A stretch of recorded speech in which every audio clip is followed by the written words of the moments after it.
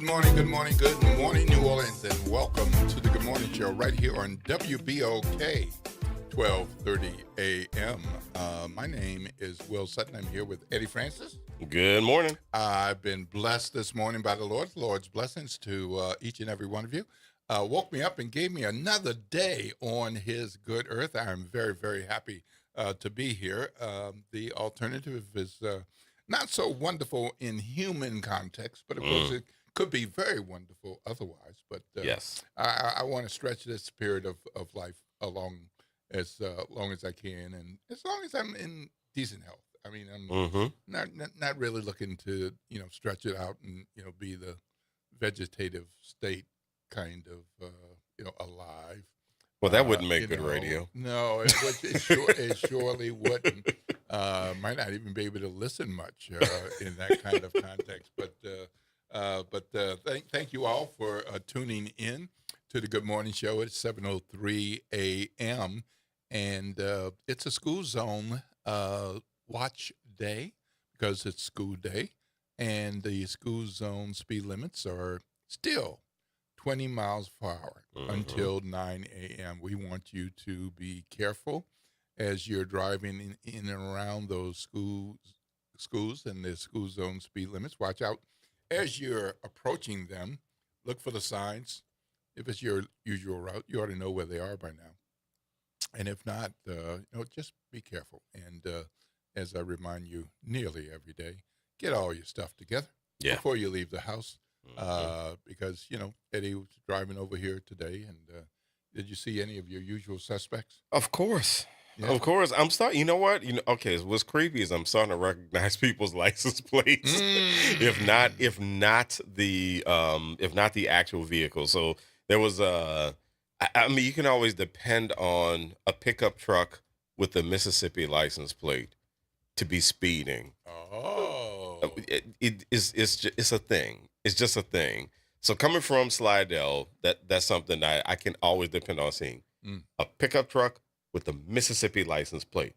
Now, the other end of the extreme would be people in Honda Civics for some reason, like people in smaller cars who like to drive just as recklessly. It is the most fascinating thing to me to watch. These are all observations I'm making all the way over here. But anyway, yeah. So I'm starting to recognize people's vehicles and all that good stuff. I'm like, this joker's like this every morning. Wow. Yeah. Wow. So yeah, don't be that person whose car is easily recognizable because you're reckless. That's not cool. Yeah. And don't be that person named Will Sutton coming out this morning, rushing over to the car and feeling like I left something behind. Okay. Turns out I didn't, but you get close to the car and you realize, wait, what? Yeah. Do I have that? Do you have this? Yeah. Nope. I did. So Okay. but moments like that, I should have just taken another few minutes and breathed before I left and closed the door, and I would have been at a better place. It was only a moment. Yeah. Only a moment, but I could have avoided that. So I'm glad that's through. Speaking of vehicles, this whole inspection sticker thing in Louisiana is moving through the state legislature. And so House Bill 1085 has moved through the House, and that would mean we wouldn't have to have inspection stickers. We would have QR codes. So this is something that the governor has been pushing because he says it's a waste of time and nobody likes them. And nobody likes them? Nobody likes having to deal with vehicle inspection hassles. Okay. No, I think he's right. A lot of us don't like him, but he's the governor. Well, I'm sure he's not doing it. I mean, anytime your governor is saying, we're going to get rid of this because nobody likes it, that's really irresponsible. Yeah. It's irresponsible language, honestly. Yeah. Well, it is very irresponsible language. But I mean, I don't like paying taxes, but I understand why I pay taxes. I understand what my taxes do. I hate taxes, but I understand the purpose of them. Right. Right. I'm not going to get rid of them because nobody likes them. There are a lot of things we don't like. People don't like eating the vegetables. People don't like working out. Yeah. Yep. Well, we've got 64 uh, parishes, and we would be moving from inspection stickers to QR codes. Okay. But um, these third-party safety inspections would still be required under federal law Okay. in East Baton Rouge, West Baton Rouge, Livingston, Iberville, and Ascension parishes. Wait, it would be a few parishes Yes. where people would get inspections. Yes. Am I hearing that correctly? Yes. Why are those the parishes? Because these I wonder. these areas have to make up for the revenue loss. Oh man! Wow.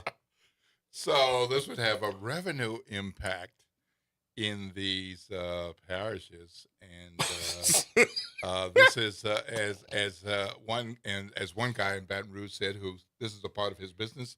He's like, they are just going to lose all their jobs. It's going to be gone. People have been building that for 40, 50 years. Wow. And I guess so. I mean, Yeah.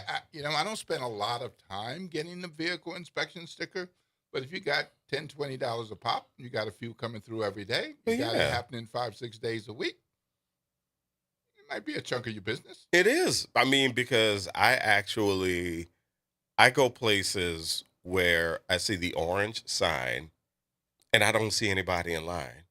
Right. Like that's like Christmas to me. I'm like, oh man, I got to get my sticker. And then I'm passing someplace. I'm passing, like a garage or some mechanic, and they have the orange sign, and I'm like, yes, nobody is there, and I'm out in like 10 minutes. That's Yep. really that's no hassle. That's no pressure to me. I mean, it's let's get it done. Yeah, well, the state representative who sponsored the bill, Representative Larry Bagley, he's tried this before, Hmm. but it hasn't worked. But it looks like it's getting closer to reality, and Wow. I mean, this has like been a thing for him, and Huh. so it looks like it's going to get done because now the governor has jumped on the bandwagon. So it wasn't the governor's idea, Right. but the Okay. governor's making it a thing. And Bagley said he had no idea that the governor was going to be supporting his bill because usually the governor is the one who kills it before, like in his previous Yeah. attempts. So he was just making plans to do something else while he garners support. And he said that he's counted, and there's about 1,500 people in the whole state who oppose it. Right. Oh, yeah. But Oh, many yeah. others that are supporting it, especially now that it has the governor's backing. So Wow. QR codes instead of inspection stickers. This is one of those times you really, really have to understand. Um, this is one of those times you really have to understand the ethics of policy. Mm-hmm. Um, because again, as regular everyday citizens, of course we're going to say, no, I hate these things, get rid of them. Mm-hmm. But when you're someone who is in a position of responsibility and your responsibility for people's health and safety, because at the end of the day, these inspections on the cars, these are safety measures. It is. Yeah. Yeah. Yeah. And I just, this is really interesting. The whole thing is the most interesting thing to me are the few parishes Yep. that are still going to be, that still have to do them to make Right. up the revenue. Yep. I've been watching several bills in the state legislature. This was one that I looked in on again just in the last couple of days. I saw that. I was like, so I don't know much more about it than what I've just shared with you and the WBOK family of listeners. But I thought I thought it was going to be statewide. Well, statewide except for. So I'm going to look at that some more. I'm curious. We're Orleans, Jefferson, St. Bernard, not some of the parishes that would be affected that way, but I am curious. Well, we're Wow. going to go to break, Okay. and when we come back, we're going to talk some more about the news and information of the day. Lots going on in New Orleans, Jefferson Parish, St. Bernard. Clackamas, St. Tammany, and elsewhere in southern Louisiana, and of course across our state, the nation, and the world. It's 7:12 a.m. We're going to be hearing from crime reporter, police reporter, Missy Wilkinson from TimesPicayune-NOLA.com in just a bit. The New Orleans Police Department released their quarterly crime stats. And since this is something that Missy does for a living every darn day, thought it'd be a great idea for her to talk with us about these quarterly crime stats, what they look like, what she sees as trends, and put it in some context for us. So that'll be coming up soon. Meanwhile, we're also going to be hearing about a big event that's going to be happening actually today. Is that right? It's going to be happening today? Yeah, it's going to be happening 11 o'clock this morning, Community Resource and Financial Wellness Expo. And so we're going to have folks from Suno and Credit Human. They're going to come in and tell us all about it. All right. That'll be coming up as well. It's 7:13 a.m. This is WBOK. What's the talk line if somebody wants to call in? It is 504-582-9422, 504-582-9422. This is WBOK, 12:30 a.m. What New Orleans is talking about all day long.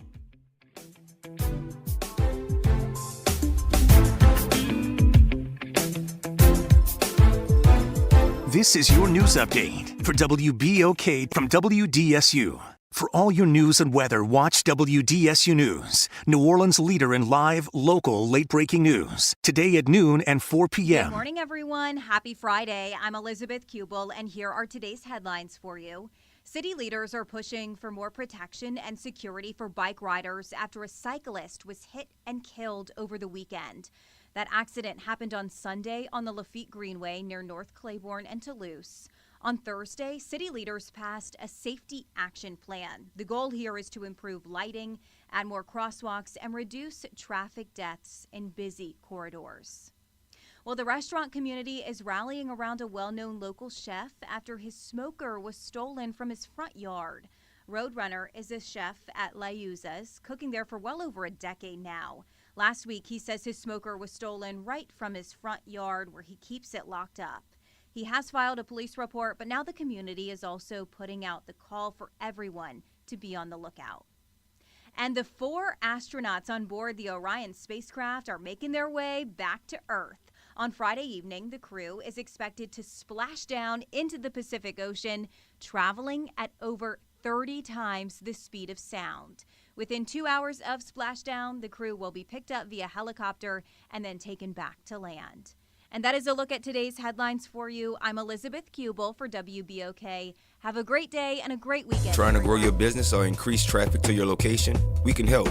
WBOK 1230 AM has a number of solutions that will meet your individual needs. Give one of our consultants a call today at 504-582-9420 or email us at info@wbok1230.com. And remember, an investment with WBOK is an investment in our community. Call today. Good morning, wake up. The Good Morning Show. Good morning. On WBOK.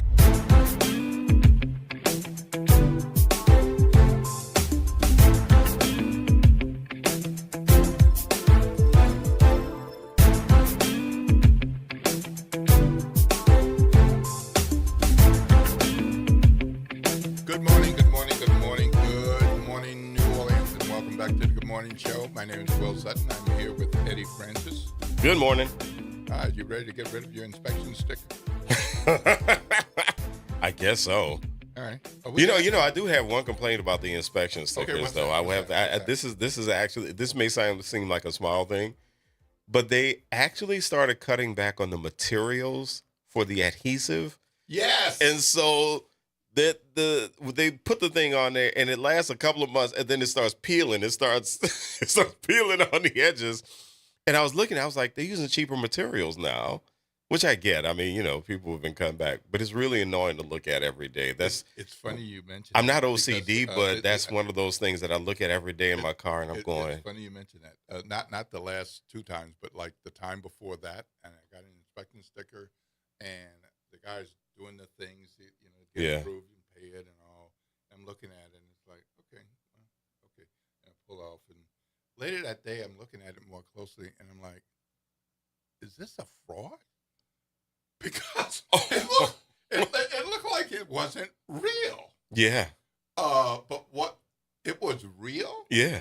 But I think what the businessman did a little adjustment to the state No. thing so that he could extend the life of the sticker. Oh And no. I was like, oh my God. Nobody said anything, so I just left it alone. Yeah, well, it's a But, good thing yeah. you don't get pulled over frequently. Oh yeah. Oh boy. Well, look, like I said, we are going to be in conversation with Missy Wilkinson, who covers police and crime for the Times-Picayune, NOLA.com, and she's all over that every day. So I read her stories. I read other stories. I read about the crime and police and stats and all, but it's not the same as having a beat and being on top of that every day and having sources and all of the knowledge that you gain isn't always in each and every story, but it kind of accumulates over time, and that's why Missy is here, because she has an accumulation of knowledge. And so we're going to talk about the most recent quarterly crime stats and see kind of where we are. We've had this national trend of a downturn in crime. But meanwhile, we've had federal agencies saying we're fighting crime because it's so bad. But let's see where we are. Good morning, Missy, and welcome back. Good morning, Will. Thank you so much for having me today. Well, happy that you're here. Thank you for getting up so early and being in studio. Not everybody will agree to come in the 7 o'clock hour, so we appreciate that you are. So let's start with some of the basics. The New Orleans Police Department regularly puts out crime stats. Is that right? Kind of give us a little overview of how that works. Do they put it out like daily, weekly, quarterly? Where do these quarterly crime stats fit? Well, it varies. The NOPD's data analytics unit compiles those numbers, and they had been issuing them about weekly, but lately it's been less frequent. It's quarterly now. So the NOPD this week dropped their first quarter tallies for some of the violent crime categories. What does it look like? It looks great. It looks really, there's no way to say it other than I hope that every New Orleanian is appreciating this moment, which is a 50-year low in crime statistics. That's per our NOPD, per our DA. And, they're not the only people that are tracking these numbers. So, we're looking at a slide in pretty much all the categories: murders, shootings, armed robberies, carjackings. Murders and for the first quarter of the year are down 67%, which is incredible when you consider that last year they had already begun to hit historic lows. So this year, so far, we're at 20 murders, I should say, compared to the same time last year, we were at 27. And of course, we had the terrorist attack with those 14 victims inflating that total, which was tragic. And without that, we would have been extremely low, but we can't discount those lives. Those people's lives were taken. But yeah, so overall murders are down 67% since 2023. And that's just, everybody who remembers 2022 remembers how brutal it was when we were the nation's per capita capital for per capita homicides. And we saw around 265 of those killings. So non-fatal shootings are kind of steady. We're at 45 non-fatal shootings. Last year at this time, we were at 43.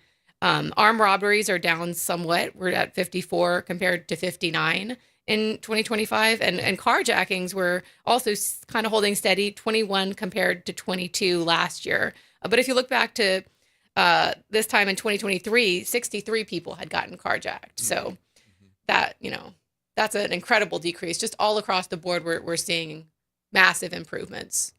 Wow, that's good news. Yeah. And, I was recently doing the Grand Kid vacation out in California, and unfortunately, some people still look at New Orleans. As a matter of fact, one person said, "Aren't you all the murder capital of the nation?" And I'm like, we haven't been that in some time. Yeah. But it lingers. Yeah. It lingers when you have these high crime moments and people don't remember which city is the new crime capital. Or, of course, as you well know, there's different types of stats and what is a crime capital, but we're nowhere close to that, right? No, we're I don't believe so. I think it's soon to say what our status will be this year because it's just so early. And even with this low number of homicides for us, it's possible we'll still be among the more violent cities because we're experiencing a nationwide decrease. Right. So I don't actually know where we're going to end up, and it's kind of too soon to say. But you're right that things linger. You know, I remember in 2008 going abroad to Hungary, or I'm sorry, Ukraine, and somebody said, "How's Katrina? Are y'all still underwater?" And I was like, "That was 3 years ago." Oh yeah. People yeah. just get an idea in their head, and it's hard to move past that sometimes. Yeah. 10 years after Katrina, people were asking if we were still underwater. Yeah. And I was just like, I just swam to the airport. It was fine. To what does NOPD say to what they attribute these decreases? You know, Chief Ann Kirkpatrick is quick to credit federal, state, and local partnerships. And, you know, that's true. We've got Troop NOLA here that's doing amazing work. We've, got FBI, we've got ATF, we've got a lot of collaboration happening across all these agencies, and they're making some pretty big busts and some pretty big arrests. And I think that she would say that partnership from that level down to, with the DA and with the community, a restored sense of community trust she's crediting that. Mhm. It's interesting because the sentiment that I get when, doing this show and from our listeners is that it feels as if there are other areas muscling in on what's happening in New Orleans. And the perception is that New Orleans, we can't control our stuff, basically. And so is this something that Chief Kirkpatrick sees as a true partnership or is it fair for people to believe that this is more of quote unquote a takeover of some sort? Well, I think it depends on what agency you're talking about too. I think that perhaps the collaboration between NOPD and state police is a lot perhaps less fraught than the partnership between NOPD and ICE, or to the extent that it could be called a partnership. And there's certainly some people that would initially, especially, saw Troop NOLA as Governor Landry's attempt to, establish some sort of control or some sort of reins over New Orleans. And I think that over the last few years, Troop NOLA has proven themselves to be an asset to the community. And I think just from seeing their accomplishments, people have trusted them more. But I also do think that there's certainly that perspective that some of these presences aren't warranted and perhaps aren't justified, especially given our trends. Yeah. So as we look at the continuing decreases in crimes, and of course they're in different categories, the news is the news, and so you have a responsibility to cover crime when it happens. Television covers crime, radio, some social media sites are covering crime these days. So that brings some crimes to people's attention, and particularly like with a carjacking. It's one thing if when we first of all, I'm older than you, and you. We've had what we now call carjackings for a long time. Yeah. We didn't call them carjackings, but you just got your car stolen. But we didn't have video. Yeah. But we didn't have video of the carjackings right. to see how violent they were.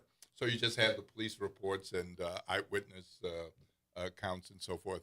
But now with video, I mean, it kind of heightens the concern because you can see the violence, especially in cases like where somebody is injured or worse, killed, and it's there on video. So you can have lower numbers, but people can increase their fear, increase their concern based on 1, 2, or 3. How do you think that coverage that you and others do has an impact on kind of the community overall, thinking about safety? I think it has a huge impact, and one that can sometimes distort what's actually going on when you look at the data. Because like you say, people do hear about these incredibly tragic, lurid, violent incidents, and so they might feel that crime is not up because these are so high profile and so very much dominating or at least present in the headlines.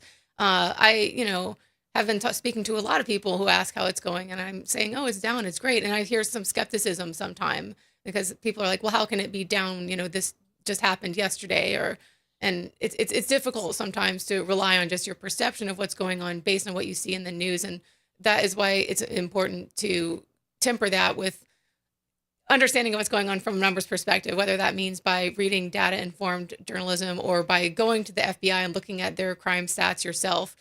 So, and not everybody is really interested in doing that. So.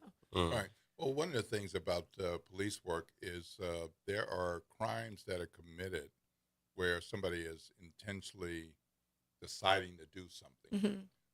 But in the case of shootings, and especially fatal shootings, oftentimes it's probably nothing the police could have prevented because these two people know each other. And somebody gets angry and pulls out a gun. And so it's not that the police did a bad job. It's that somebody got angry. Do we have enough information to indicate whether there are fewer family or personal knowledge kind of shootings, or is that not tracked? I think that that is tracked as far as a motive. You know, maybe it's just somebody said the wrong thing, or looked at somebody the wrong way, or they had some conflict and it escalated to that point. I don't know what that number is right now, but I do know that we have created the Violence Interrupters program a few years back that's doing great, and it's created to diffuse situations exactly like that. Like people that are known in their community that maybe live and work in Central City, and they hear something happening and then they go and immediately talk and defuse it. And sometimes the murder doesn't happen because of these violence interrupters. So that's a program that's grown, and it's helped to prevent some of these shootings that are the sort that you describe. So I'm wondering, how long have we been having a downward trend as far as crimes? So we've been having the downward trend since about mid-2023. We started seeing this post-pandemic surge in violence in 2021. 2022 is when we reached our apex in terms of murders with about 265. And then things started out still kind of bad in the first half of 2023. It seemed like we were lagging behind the rest of the nation, which by that time was seeing a decrease in violent crime. And I think a lot of people here were just wondering, is this going to come here? Are we going to be able to right the ship?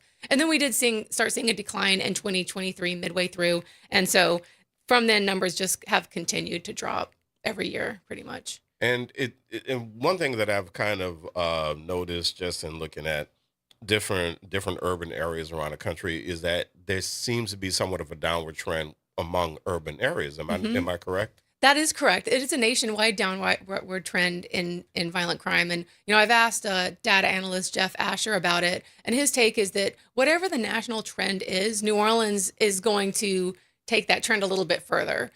So if things are bad everywhere, it's going to be worse here. If things are better everywhere, it's going to be better here.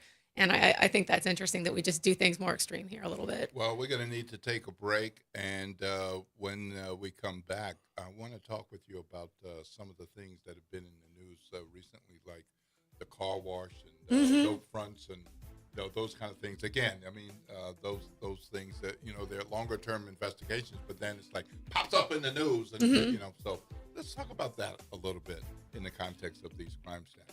I'm Will Sutton, and I'm here with Eddie Francis. We're in conversation with Missy Wilkinson of the Times-Picayune, NOLA.com, talking about the quarterly crime stats and what's happening in crime in the city of New Orleans. It's 7:30 a.m. You got somewhere to be at 7:30? I hope you're there. Otherwise, you're late. And but if you got to be there at 7:40, 7:45, or 8, you're probably in good time. Just make sure you got all of your things together inside the house. Guys, you can trim the mustache inside the house, not in the car. Ladies, you can do the makeup inside the house, not in the car. Make sure you got your keys, got your teeth. If you need to do that, look in the mirror, make sure everything's there in place. And don't forget, school zone speed limits are still in effect, 20 miles per hour until 9 a.m. If you want to join the conversation, you can do that. Eddie, what's that number? 504-582-9422, 504-582-9422. This is WBOK 1230 a.m. What New Orleans is talking about all day long.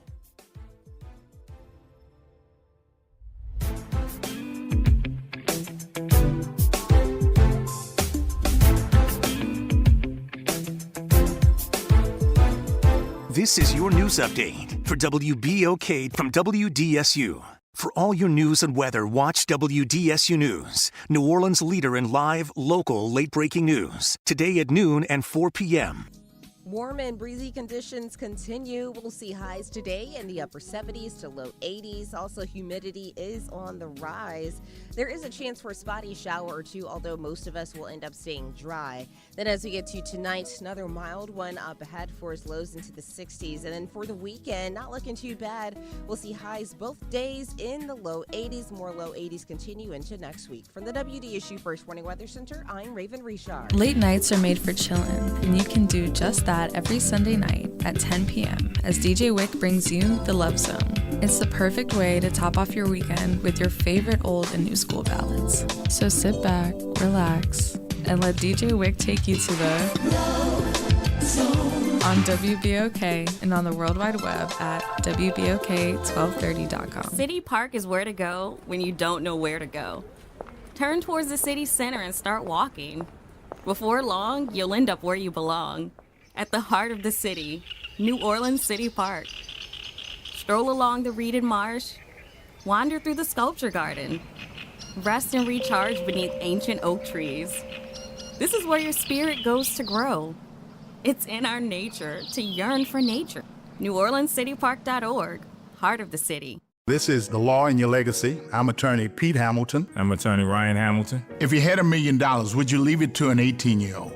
Hopefully not, but that's exactly what can happen with a simple will. The money goes straight to your kids when they hit the legal age, no guardrails. A trust lets you control when and how they receive their inheritance. You can set ages, milestones, or even make sure they finish school first. Give them security, not a spending spree. This is not legal advice. That's just a tip brought to you by Liberty Bank and Trust. For more information, go to libertybank.net or contact us at 504-915-5016. Good morning, wake up. The Good Morning Show. Good morning. On WBOK.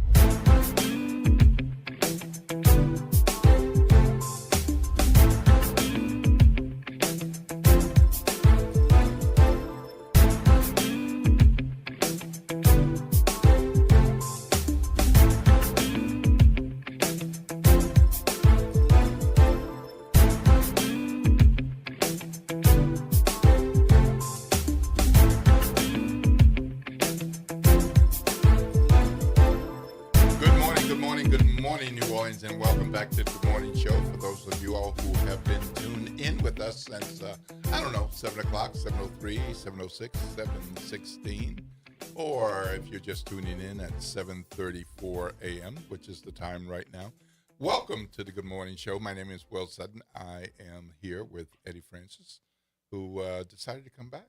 Yeah. Thank you. Yeah, appreciate it. Yeah. Oh, no problem, man. You're wearing, man. Yeah. Oh, do you like this? You like this? I like that. You like this Hampton Pirates hat? You got a blue and white cap, a blue cap with white letters on it. In big letters, it says Pirates. Yes. And below it says Hampton University. Hampton, which is my mother. Yes. Not yours, but not mine. But yeah, I have an affinity. I do. Hampton, at least one Hampton person. I do. I am married to a Hamptonian. I am a member of the. I'm an affiliate member of the Hampton Alumni Association and chapter here in New Orleans. Your membership and your participation. It wasn't even a force majeure. It was, I volunteered to do this. Yeah, you like Hampton people? Yeah, I do. I have been to the gorgeous campus. I've been to your home by the sea, and it is a beautiful place.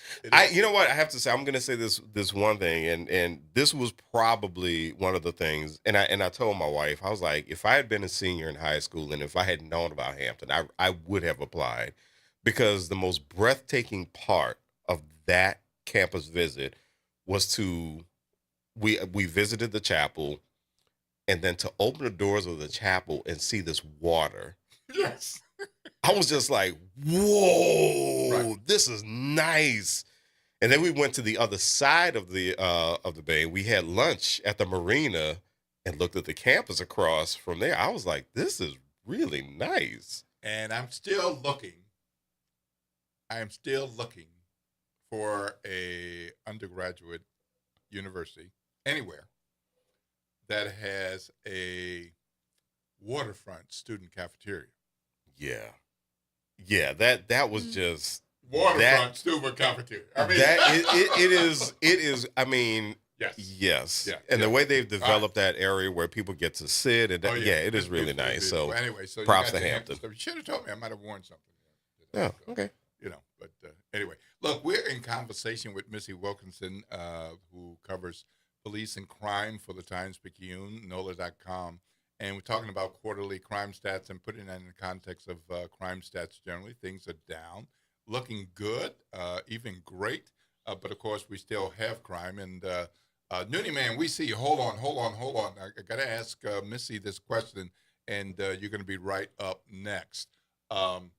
We just had a bust at a place called Fats. Mm-hmm. Now, for those of us who are in and of the 7th Ward, my case of the lower 9th Ward and then the 7th Ward, I've seen this place over and over again. It doesn't look like much of a place, but it's been there. And lots of activity, lots of cars. The cars seem to come out really nicely cleaned, guys sitting around. I had no clue. Had no clue what the heck was going on there, and how does that fit with what we're seeing? Well, it fits under the partnership category because this happened as a collaboration between FBI agents and our local police. So basically, there was a side hustle going on at Fats Car Wash, allegedly, and FBI agents that were undercover bought crack on a number of occasions, starting in February. And then this past week, went ahead and executed a search warrant at Fats and turned up about 25 grams of crack, all this stuff for cooking cocaine into crack, and about $4,000, and busted 4 people there and said that they were all basically in on this scheme. Well, I have to say, one of the things was, is crack still a thing? I guess apparently it is. Apparently. Yeah. Wow. I mean, but and then we got these tire shop busts as well. Yeah. So, is it your sense that we're seeing more of this, or are they just doing better police work? I think that we're seeing a kind of consistent level of these almost like seizures and takeovers by the DA of these these problem spots that he'll call them, where you see a high concentration of crime. And so instead of maybe initially zeroing in on the individuals, he'll zero in on the location. So we've seen this at the tire shop that was previously on North Claiborne, I believe in the 1200 block, that 24-hour tire shop. Mm-hmm. We saw it with the motel on Airline Highway that it was just a Lexus for all kinds of things. And so the DA has seized a number of locations. This is just the most recent on the list. And I do think that we're seeing a number of them, and under a various range of asset or ways to seize it, from asset forfeiture to the padlock ordinance. He's taking over these places and hopefully turning them around so they can actually contribute positively. All right, let's go to the talk line. Good morning, Noonie Man. You're on with Will Sutton, Eddie Francis, and Missy Wilkinson. Good morning. How y'all doing? How's everybody doing? Doing good, man. Yeah, good morning. All right. First of all, I want to address this crime situation, this murder situation. Yes. The NOPD keep their own stats. Correct me if I'm wrong.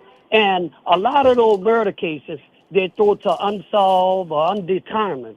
So when we talk about crime and say it's down, crime can never be down. People are being killed and murdered every day, but the NOPD keep their own stats and their own data, and they're playing with the data. That's number one. Number two, the sexual assault unit for the NOPD office. I sat on the trial, Will Sutton, Eddie Sutton, and Missy, where a man was set up by the assault unit. The assault unit tried to take this man freedom 3 weeks ago, and they proved it in court. Even the jury found out they lying, and at the end of the day, this man could have been thrown away. Then they got a mother that suffer every day with an NOPD son killed him in the studio, and the NOPD covered the murder. No, the Times-Picayune refused to do the story. All the medias refused to do the story, but that mother grieves every day. But at the end of the day, the NOPD is the worst NOPD department I ever saw. And Kirkpatrick is a poor leader. Crimes are being covered up every day with this NOPD. Now, when I talk about the state troopers, yes, they came in and did something. But when you talk about the state troopers, you can't talk about them because Ronald Green's mother hasn't got justice when the state troopers covered up the murder of Ryder Green. Now, some of the state troopers are here. They are acting outrageous with the people, and that's what Governor Ku Klux Klan Jeff Landry wants. But at the end of the day, I disagree with you, Missy. I disagree with you because you don't come in the neighborhoods that suffer from the police. And at the end of the day, you're saying on a time-picking you what they want you to say. But this NOPD and Kirkpatrick need to be fired and removed, and black officers are suffering right in the NOPD. So that's all I wanted. I can tell y'all more, but I know you got other callers, I disagree with you, Missy. All right. Thanks, Noonie, man. Hey, Noonie, my email address is wsutton@theadvocate.com. I'd be curious to get a summary about that case that you just mentioned. If you have time, wsutton@theadvocate.com. I'd love to hear a little bit more about that, okay? Lord's blessings. Have a great day. I do want to say that I know Missy's work. I fit a few desks away from Missy. I overhear conversations that Missy has with sources, police, citizens, with colleagues, with editors. I watch her go out into neighborhoods and come back with information. I see pictures and videos. I mean, so Missy is going into neighborhoods as a part of her work. Now, we, of course, cover things differently, and inside of a news organization, there are conversations about what the priorities are on any given day, because there are crimes happening that don't get covered. So you are correct. There are crimes that don't get covered because there are limited resources. But I have to disagree with you, Noonie, that Missy isn't doing something. She's working with her editors and others to figure out what the highest priorities are. So, for instance, with that FATS car wash bus, that would be something that somebody would cover. Be a matter of whether it was Missy or somebody else. So Missy's on this beat and is covering these things every day. Can we do a better job? Absolutely, positively. I think that would be true of all of us individually in any career, but certainly this one. And I really want to know more about that case that you sent. So I hope you'll send that email to me. Any other thoughts, Missy? Yes, I would say two things. First, Noonie, man, I'm sorry to hear that you feel that I'm a stain on the Times-Picayune. I thought we had a good working relationship and mutual respect for each other. I appreciate the criticism, and I hope that we can talk soon. And I would just like to have a good relationship with you. And the second thing is, I think you bring up a good point about going into neighborhoods, and I don't know if everybody is aware that journalists in their newsrooms keep police scanners on their desks. And so when these incidents are developing, we go immediately to the places where they're happening so we can report on them. And I think that a lot of people aren't aware that journalists are actually out in the field, and they are actually where the scenes are happening as part of our job. And so when we get these numbers from the NOPD, they don't just reflect data that we're, accepting kind of without pushback. They reflect our lived experience. I know I'm going on so many fewer homicide scenes now than I was in 2022. So those are my two thoughts, basically. Well, and one thing I'm curious about, my perception. I mean, I've never written for a newspaper or anything like that, but I can only imagine there are times that NOPD may not be very happy with something that you've written. Oh yeah. Yeah. That happens. Yeah. Yeah. So it's not like you're in cahoots with them. But I mean, it seems to me that you write what you have at your disposal. And then again, there are times when I'm sure you write something and you do it in the interest of the reader and the citizens, and NOPD is just like, why did you do that? So I can only imagine that happens. It does. Yeah. All right, we got another caller. Good morning, Aaron. You're on with Will Sutton, Eddie Francis, and Missy Wilkinson. Good morning. How y'all doing? Doing good. Fabulous. Yeah, you're right. First, shouts out to the Fatherhood Round Table as well as the Huey P. Newton Gun Club. You feel me? Yeah, absolutely. We have to be most definitely. We have to be critical especially in times like these, because as we all know, well, some of us know, right, that dishonest analysis will lead to faulty solutions. And when you look at that list that was just, read out, especially when it comes to NOPD and certain things that goes on within the city, that is not indicative of who we are. There are some things that's going on. I mean, even when you look at Officer Cockenham, you know what I'm saying, and what he's going through, whether he did what they alleged he did or didn't do. But the report, as it relates to federal officers that work with the man, they say they couldn't find a flaw in him, but somehow Ann Kirkpatrick did. And let's not forget that Ann Kirkpatrick has a history of doing what she has done to Officer Cockenham even before she even got to the city of New Orleans. When it comes to, like Brother Newton, man was saying, when you look at certain crime units inside the NOPD, we know for a fact that they are covering up cases, trying to hide and cover up for the officer, and not even giving the family or the victims, an opportunity to even be heard. So they take and do what they was been doing, which is why they was even under the consent decree in the first place. So real conversations need to be had.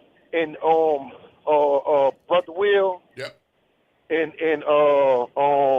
Fast Eddie, no disrespect to y'all, but when it comes to some of these guests, not you, Missy, but when it comes to some of these guests that y'all allow to come in front of the WBOK audience, we got to be careful with some of them, because sometimes some of the guests that come on this radio station as well as this show, right, they are being allowed to scapegoat with some of the cliches things what they have. Like, I'm going to give you an example, like Ernie Fieldco the other day. That brother Mark that call, he wasn't no anti-Semitic. He was dropping facts. Now, just because you can't, you don't have the ability to matriculate the facts or don't like the facts, that doesn't make you an anti-Semitic, right? So we got to be careful, because the people that listen to WBOK, we are well-versed, well-read. We're not coming up just with anything just to get, airtime and things like that. So I appreciate what y'all doing, man. Just, the audience that y'all have, we got to be very careful on the people that we allow to come in front of us, because we ain't stupid. Yep. You dig? I agree. All right. I agree. And I appreciate that. And I appreciate the feedback, and definitely appreciate you being an engaged listener and well-read, well-versed in so many things, because that's a part of what makes this show even better. It's not Will Sutton. It's not Eddie Francis. It's the listeners who contribute, whether it's in the chats or calls. And you make us better when we have feedback like yours. And so I appreciate that. Lord's blessings, Guy. And hold on. I want to make sure that Jared gets your number so that Missy will have it as well. Okay? All right. Hold on just 1 second. All right. So Missy, a couple of calls there. Any thoughts about what Aaron was saying in terms of the effectiveness of the New Orleans Police Department and covering crime versus covering up crime in your experience of what you've seen? Well, I would be curious to know more about the specifics of the cover-ups that he's speaking about. I know that we have seen a number of NOPD officers get fired and disciplined over the last few years for things, things like that. And so it's hard for me to speak to the number of cover-ups because I'm just not privy to that information. Mm-hmm. Historically, we know about some of the big past ones, but as far as what's being covered up now, I'm not aware of them. I would like to know. So I would encourage anybody to reach out to me, and I'd love to report on stuff that's going on. Yeah, and I think really quickly, and Aaron, I definitely take the criticism as well. But one thing I want to point out is that when we do bring people to the radio station, and we do these interviews, what we're doing is we're giving people a chance to speak, and everybody gets a chance to speak. Mm-hmm. The guests get a chance to speak. The listeners get a chance to speak. The people on Facebook, we give you a chance to express yourself. As a matter of fact, one of the commenters on Facebook says that we miss Nooney's point that the news media does not prioritize certain neighborhoods.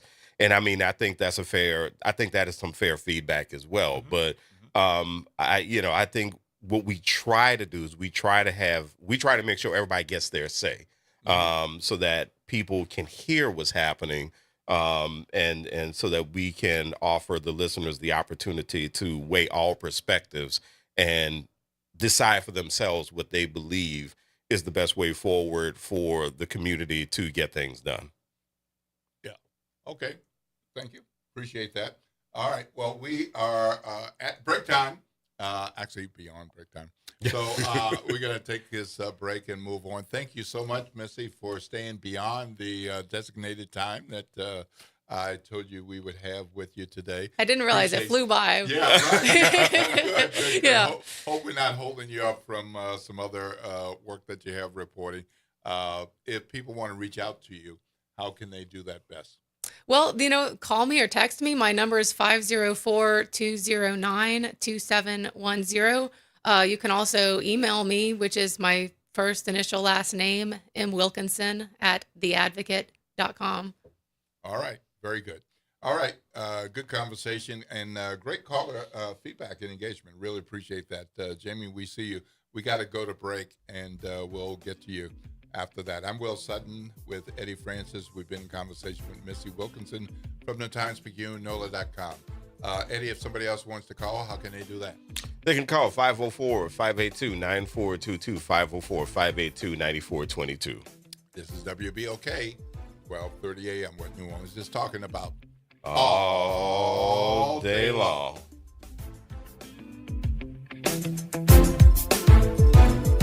This is the Bloomberg Black Business Beat, brought to you by FidelityInvestments.com. McKissack & McKissack is the oldest minority-owned professional design and construction firm in the country.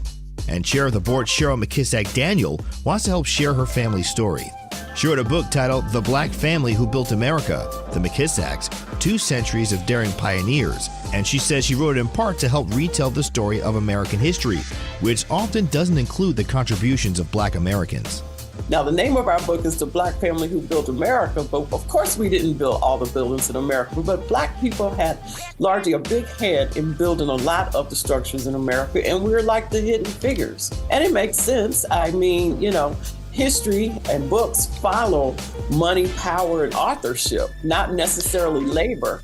McKissack was recently named the next chair of the New York Building Congress. I'm Bloomberg's Justin Milliner on the Black Business Beat. Pros, just because something on the job runs out doesn't mean you have to. Order it on the Lowe's app.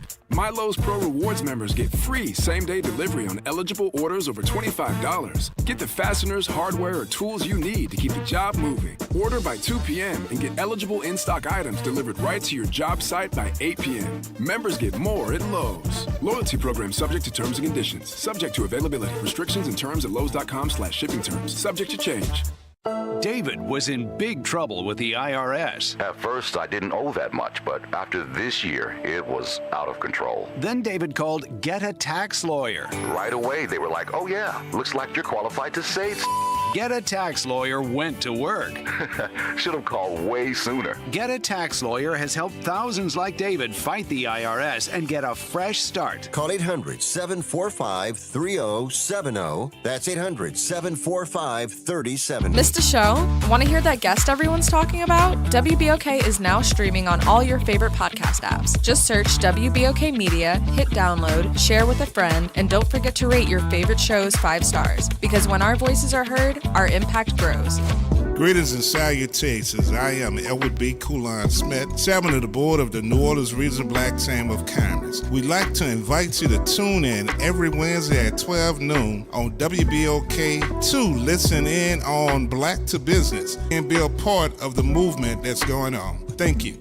Good morning, wake up. The Good Morning Show. Good morning. On WBOK.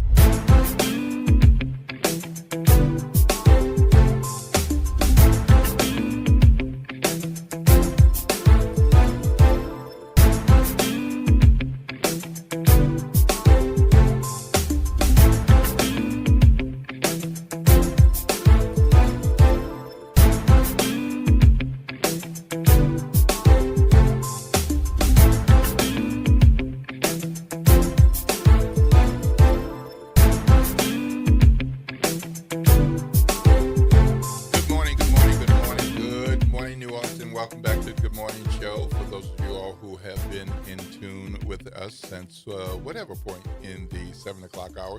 We just wrapped up a good conversation with Missy Wilkinson from the Times-Picayune, NOLA.com. I'm Will Sutton. Here with me is Eddie Francis, and we got some good engagement there, and Noonie and Aaron were an important part of that conversation. I really like it when we have that kind of feedback, and we got another caller. Good morning, Jamie. You're on with Will Sutton and Eddie Francis. Hi, good morning, you all. I just want to double back on what Miss Missy was speaking on with the NOPD cover-ups. I specifically was failed by New Orleans Police Department, the Special Victims Unit. My son, he was 3 years old at the time. He made disclosures of oral rape at the Children's Advocacy Center. And the Children's Hospital reported the findings to NOPD. And NOPD, because they had connections to the perpetrator, which was my child's father, they covered the entire case up. And instead of them arresting the perpetrator once my son made the disclosures, they arrested me and my entire family, which includes my husband, my mom, and my dad for simple kidnapping. And I had a protective order in place to protect the investigation and to keep him away from the perpetrator. So this is not just, I'm a victim. I mean, there's many others that have dealt with the corruption with NOPD. And each time that we reported it to PIB, because of his connections and ties and the money that he possibly paid off to the police department, it just disappeared. All the complaints, I dealt with the highest rank, which is Captain Joe Wagaspec, down to Lieutenant Celius, the investigators, like everyone that had hands on my case covered it up and failed my son. They arrested me to give my child back to the perpetrator. And I have not seen my son in 2.5 years. And it's been an up battle trying to prove that my son has been abused. We went in front the criminal court. There was findings of sexual abuse there. In the criminal court, we were all vindicated April 4th, 2025. And I have yet to see my son or make eyes on my son. The perpetrator has crossed state lines with my son. He's gone from Texas to Atlanta, Georgia. And it's crazy. Like, I mean, I can't believe, like, the New Orleans Police Department could blatantly, like, cover up a disclosure from a child. And just watching how, like, in criminal court trial, like 2 weeks ago, I was sitting in on a section, and how they hang people on their toes for way less evidence. And my son made clear disclosures that his dad only licked his penis in his butt. And it's insane to me. And, just being a citizen of New Orleans to be failed by the police department, like, I feel for myself, myself and many other victims. I understand. I'm sorry that you have experienced that, Jamie. Lord's blessings. I'm going to comment on that in just a moment. Lord's blessings. Have a great day. I know that there are a number of situations where there are disputes involving families, relatives, friends, and even criminal activity where there are allegations, arrests, charges, and determinations in court systems, and it can really split families. What you're talking about sounds like a very serious situation. I am sorry that you have experienced such a thing and that you are continuing to experience that. I'm not sure where things stand with your situation, but if there is a case number, a file number, a judge, anything that you'd like to share with me via email, please do. At WSUTTON@theadvocate.com. I'd be happy to take a look at that and perhaps share that with a reporter or two because it sounds pretty disturbing to me, and I'm sure there's more to it than you had time to go into just now on WBOK. So again, that email address is WSUTTON@theadvocate.com. All right, it is 8:01 a.m., and this is WBOK. When we come back, we're going to talk some more about news and information that you might want to know, should want to know, and things that are happening in the world today. You know, the Artemis 2 Return to Earth is happening tonight. So let's chat a little bit about that. We've got a crew that's been up there, and they're doing things that haven't been done before. Nobody's ever seen the other side of the moon, and these people did. How about that? That's something they'll be telling their kids and grandkids and grandkids for a while, because I don't know next time somebody will be able to do that. I'm Will Sutton. I'm here with Eddie Francis. We're going to take a break. When we come back, we'll have that, and we're going to talk about this event that's happening a little later this morning as well. If somebody wants to call us, Eddie, what's that number? 504-582-9422, 504-582-9422. This is WBOK, 1230 a.m., what New Orleans is talking about all day long.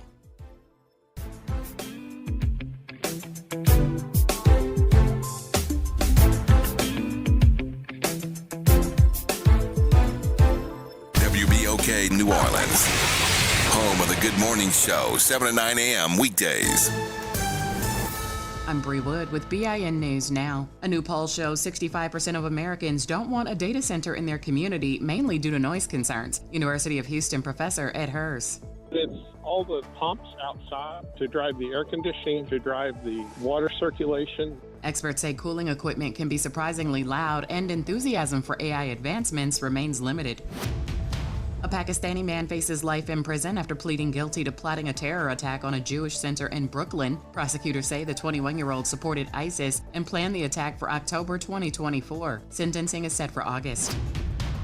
And Brandy is now a #1 New York Times best-selling author. Her new memoir, Phases, debuted at the top of the list, which explores her career, personal struggles, and growth over 3 decades in the spotlight. The Grammy-winning singer and actress released her book on March 31st.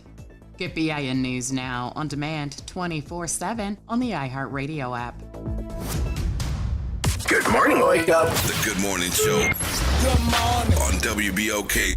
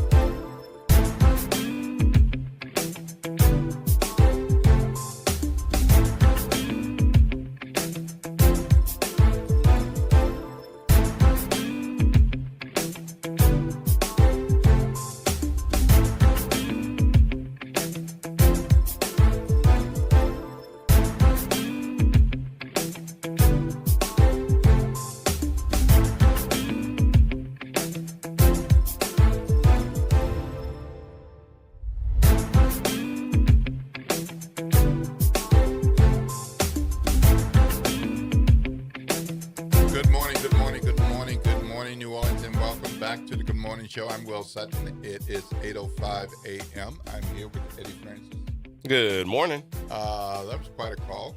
It was. Sorry to hear about anything like that with anybody, but it's particularly painful when it's within families. That's most unfortunate, and I hope that Jamie's able to get some peace through whatever processes she and others need to go through for this. A good conversation with Missy about crime and stats. We're going to learn some more about this event that's going to be happening today. But meanwhile, we've got a couple of interesting things happening elsewhere. There was a heist out west in California, and it's a rather unusual heist. Okay. Because these are big tractor trailers load of products, freight trailers, They were transporting goods from Fort Worth, Texas, all the way to Moreno Valley in California. And the cargo is estimated to be worth $1 million. And so this was a county sheriff's office that found suspicious vehicles out there. They saw the two boxcars leaving the area, prompting traffic stops on both vehicles, and stopped them. And they arrested suspects Jose Lopez of San Bernardino, Ruben Lopez Flores of L.A., and Freddie Hernandez Polinar of Chino. And the heist was Lego bricks. Lego bricks? Yeah, Lego bricks. Okay. $1 million worth of Lego bricks? Worth of Lego bricks. I mean, I know people love Legos, but man, that's something else. Lego bricks. $1 million worth of Lego bricks. And they wanted these Lego bricks? They wanted the Lego bricks. I thought when I heard about this that they were heisting jewelry or something. Yeah. And ended up with Lego bricks. Apparently, they obviously think that was worth something on the other end of the trip. I wonder have $1 million worth of Lego bricks. I wonder who they were intending to sell them to. Maybe at those swap meets or something. Yeah. Because I mean, that's what I'm. Lego bricks. Yeah. Imagine having to build that case.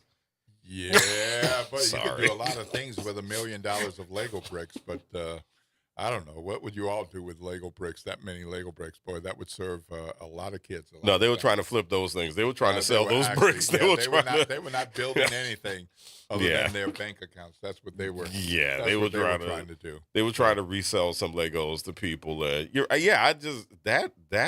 That's interesting. Yeah, that is very interesting. Well, Lego got a little publicity out of it. Oh, well, yes, they did. Yes, they did. You know, that reminds me of I cannot remember the movie, but there was a movie that Jamie Foxx was in years and years ago. I want to say it was like late 90s or something, mid 90s, and it was his character came up with an idea to do a heist of prawn shrimp, and so his character was very passionate about doing this prawn heist in a movie, and I really wish I could remember the name of that movie. I mean, he's been in so many movies that it's going to be. It might have been called something like Heist. I don't remember, but yeah, Lego bricks. Yeah, they were definitely planning to resell those things somewhere.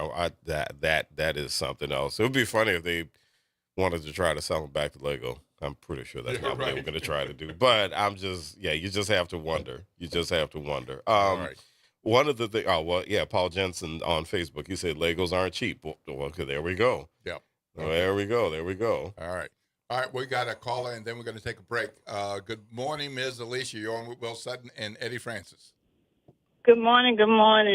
I just wanted to piggyback on the brave people that called in this morning about the NOPD and the corruption. Yep. I've told my story before. My sister was murdered in 1979, and the police did absolutely nothing because this guy was a police informant.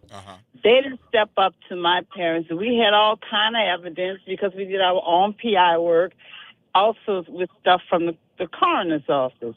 But even the coroner said to us, they're not going to do anything because this is just a black girl. But long story short, a year and a half later, when the Algiers 7 scandal came, they come knocking at my mom's door to try to get, we know who killed your daughter, and we want to do this and the other. My mom was never a cursing person. My mom would cuss them out and put them out of her house.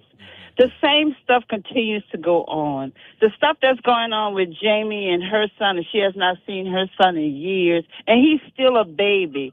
It's terrible. The stuff that Miss Scott is going through with her son being killed by NOPD officer son and the cover-up. This lady still does not know what happened to her son, all the things that has happened to her son in his murder.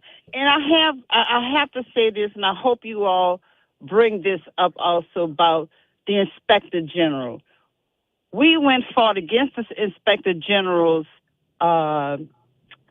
his raise and his extension on his contract. This man is criminal. This man has attacked Sheriff Susan Hudson.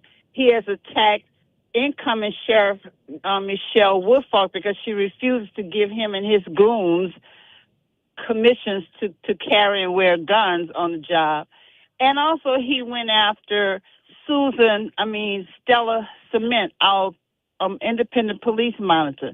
And when I tell you Stella is independent, you can go to Stella and give Stella information, and Stella will fight for the community. That's the reason why we didn't want the consent decree to be ended. Now, Stella's job is open again, and we know that Ed Michelle, the Inspector General, Goyeneche, and all of those people over there are going to be trying to make sure she does not get that job. But I'm asking the community to stand for Stella Cement. I'm not getting paid for this, but I know the hard work that Stella is doing for us. Stand for Stella and go against this Inspector General who will not, he will make it hard for her to be rehired, for her contract to be extended. So much stuff is going on behind the scenes, people. Y'all have no clue. All right. Thank you so much, Alicia. Please appreciate you calling in. All right. Well, thank you so much. Lord's blessings. It's 8:13 a.m. We got to take a break. When we come back, let's take a look at what's happening in space. And we're going to be talking about an event that's coming up today, if all things go as scheduled. 8:13 a.m. The school zone speed limit is still in effect.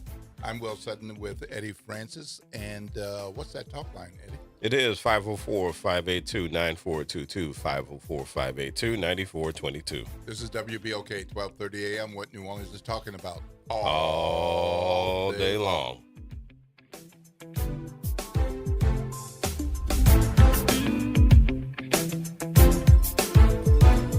This is your news update for WBOK from WDSU.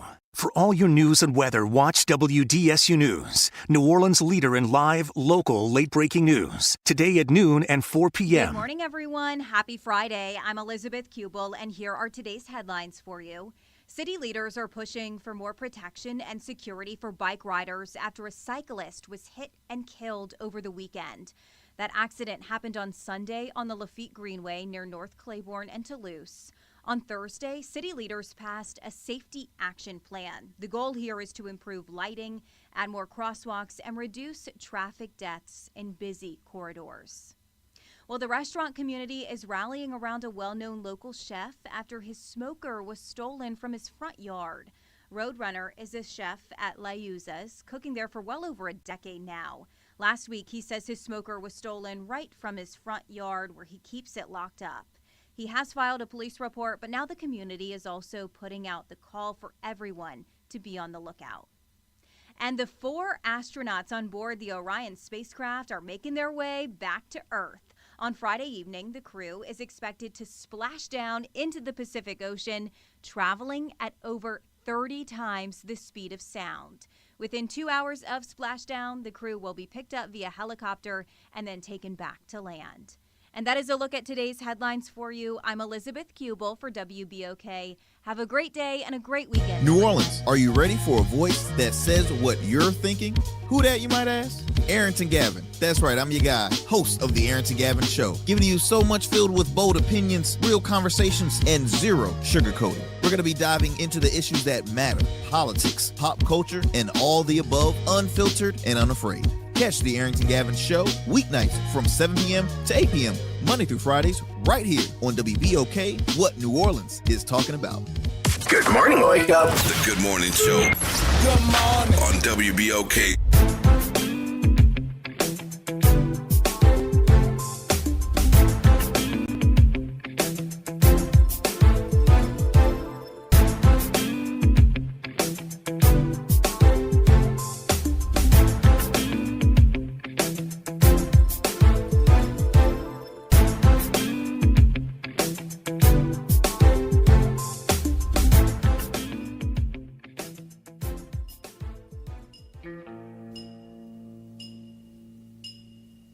it's lonesome in this old town.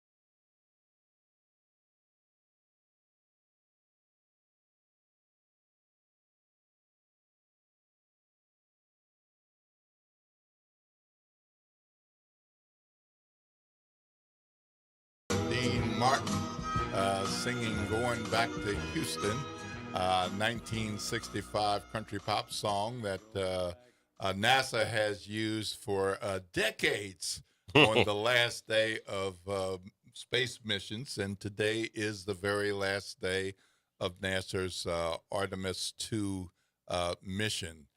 So they're not going back to Houston, but they keep playing that song no matter where the spaceship is landing, but they'll be targeted to land in the ocean just off of San Diego, California. Mm-hmm. That's quite a few miles from Houston, but that's where they'll be landing. And that was the song that woke them up on this morning. So we thought we'd play a little bit of that and remind you that this is a historic day, that there will be returning to Earth.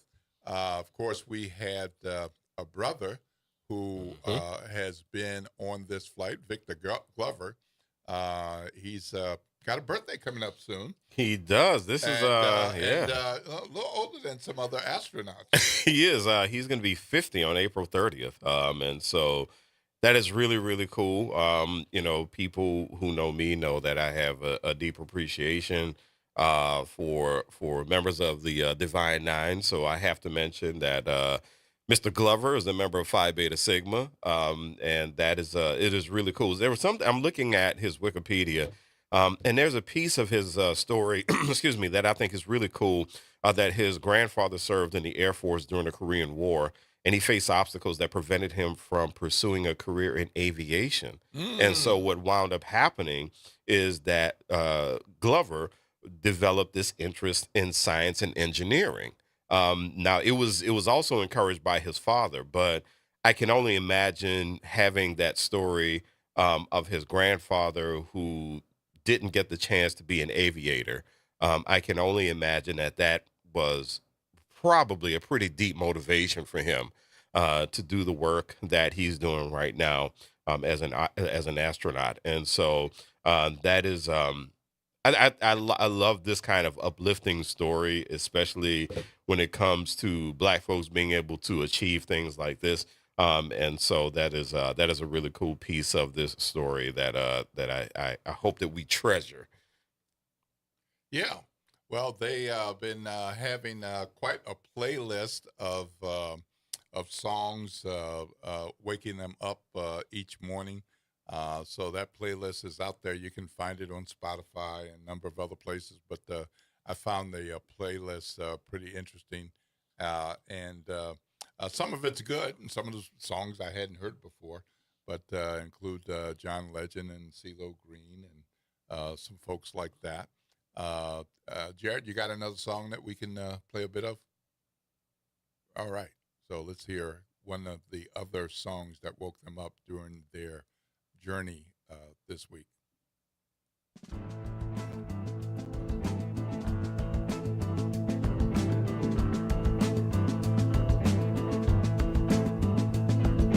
Yeah.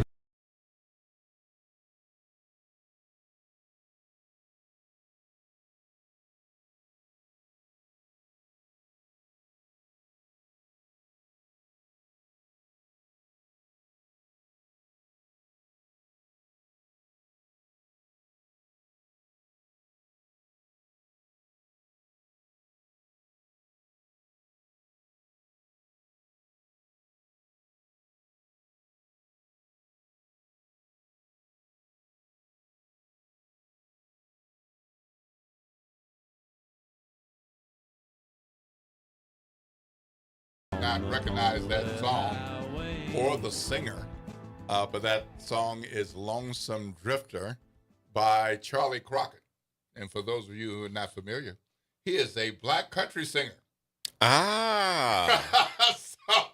I thought I'd introduce y'all to some Charlie Crockett. I must admit, I've never heard of Charlie Crockett. Charlie Crockett. Yeah, that's a brother who's actually doing well. Matter of fact, I think he's going to be in New Orleans at the Singer sometime in the next few weeks. Get out. Yeah, Okay. Yeah, Okay. brother country singer. Interesting. Okay. Who's not named Charlie Pride. Right. Yeah, right. Yeah, so he's coming along, and I'm sure he's feeling on cloud nine, so to speak, used to cliche, that one of his songs was picked for the flight waking up the astronauts this week. But there's some others. We got another one, Jared. Who we got?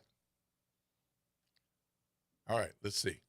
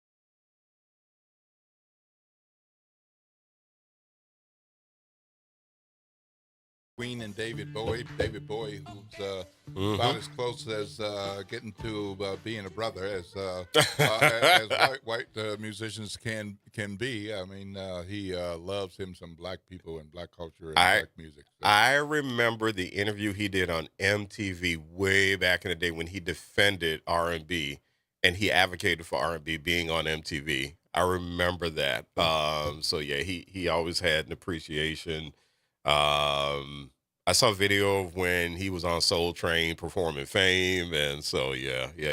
But yeah, popular song there.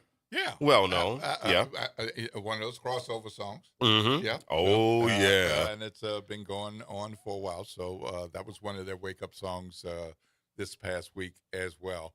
Let's see if we can get another one in before we hit into some more stuff. What we got next, Jared? Give me the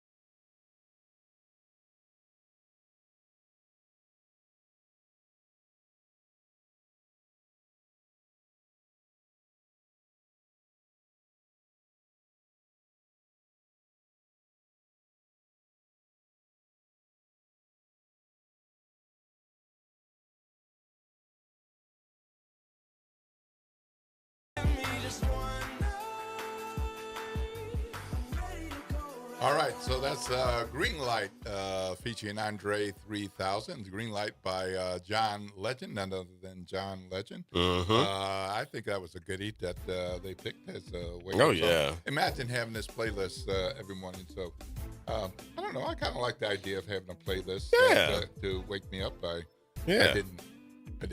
know I can make one, but Maybe somebody make one for me. That could be my playlist to wake up. Look, it's 8:27 a.m. Just over a half hour before we bring you the front porch up next. And after that, of course, we'll have Tavis Smiley. And, of course, Gerard Stevens and the Reality Check will be on at 4 p.m. right here on WBOK. If you got to be somewhere at 8:30 a.m., you got about 3 minutes to get there, but please be safe. Watch out for our babies and our kiddos going to school. That is their job, to get that education and become good, fine citizens of our community. We appreciate all of you all in our WBOK family of listeners on radio or digital platforms, wherever you are listening and perhaps watching as well. Don't forget, Artemis is going to be landing out in the ocean out west tonight. So if you want to take a look at that, there are all kinds of cameras via NASA and otherwise. And look out for Victor Glover. Brother's got a birthday coming up. And great to see a brother in space again. Yeah. All right, 8:28 a.m. This is Will Sutton and Eddie Francis. We're going to take a break. And when we come back, we're going to talk about a big event that's going to be happening in a very short time. This is WBOK, 12:30 a.m., what New Orleans is talking about. All day long.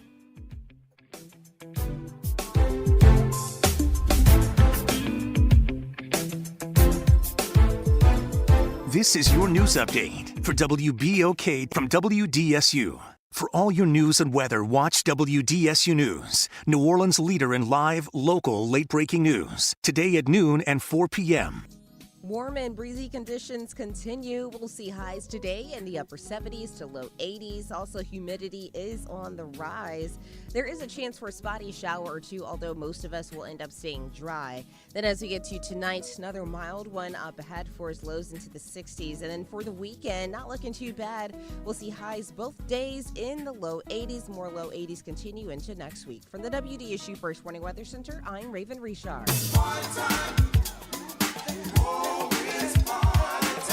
That's right. It's party time each and every Sunday night at 7 p.m. on WBOK. It's the Throwback Throwdown with DJ Wick as he brings you the best in old school from the 70s, 80s, 90s, and the early 2Ks. Plus, the party goes to another level at 9 p.m. with the Throwback Throwdown Party Mix to round out the night. It's the Throwback Throwdown Sunday nights at 7 p.m. on WBOK and on the World Wide Web at WBOK1230.com. City Park is where to go when you don't know where to go. Turn towards the city center and start walking. Before long, you'll end up where you belong, at the heart of the city, New Orleans City Park. Stroll along the reeded marsh, wander through the sculpture garden, rest and recharge beneath ancient oak trees. This is where your spirit goes to grow. It's in our nature to yearn for nature. NewOrleansCityPark.org, heart of the city. Greetings and salutations. I am Elwood B. Coulon Smith, chairman of the board of the New Orleans Regional Black Chamber of Commerce. We'd like to invite you to tune in every Wednesday at 12 noon on WBOK to listen in on Black to Business and be a part of the movement that's going on. Thank you. Good morning, wake up. The Good Morning Show. Good morning. On WBOK.